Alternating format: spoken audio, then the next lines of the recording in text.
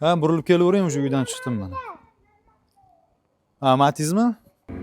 Bo'ldi, xo'p chiqdim.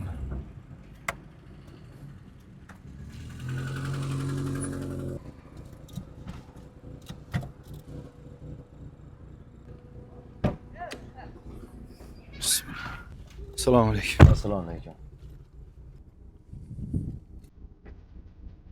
Aka, nima ahvol? Bu mashinani yuvib yursangiz bo'lmaydimi? Uzr aka, ish ko'p. Ish ko'p deysiz, ish odam bilan-ku. Qo'y tashlamayapsiz-ku, odam tashlayapsiz-ku. Ahvollar qarang. Hozir mana shu ahvolda men to'yga boramanmi endi? Oching oynalarni. Bo'pti, yuring endi.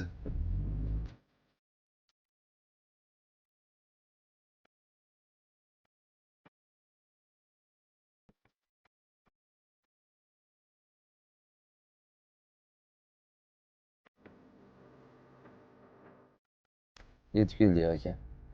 Necha pul bo'pti? 22 ming. 22 ming.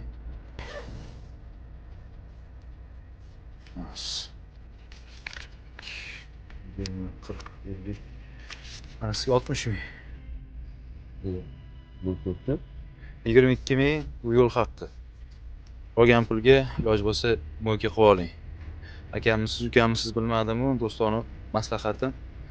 Mendan boshqa klient bo'lganda dispetcherga chiqib cho'rniga tiqtiradi, bloklattiradi. Sizga rivoj charchamang.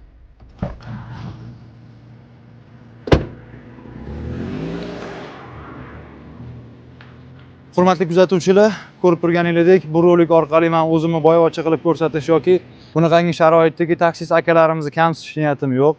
Faqatgina bu taksopark tomonidan ogohlantirish.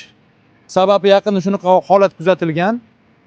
Shofyori yuziga aytmasdan kamchiliklarini to'g'ridan-to'g'ri dispetcherga chiqib, shofyori bloklattirgan va u shofyor kamida 1 oy ishsiz qoladi. Hurmatli taksist akalarimiz, sizni buyurtma qilayotgan mijozlarimiz har xil soha vakillari va har xil kayfiyatda sizni mashinangizga o'tirishadi. Avtomobilingizni tashqi va ichki ko'rinishi mijozni kayfiyatini ko'tarishi yoki aksincha tushirib yuborishi mumkin. Shunday ekan, avtomobilingizni toza, ozoda saqlab, har doim liniyada yurishingizni so'rab qolamiz.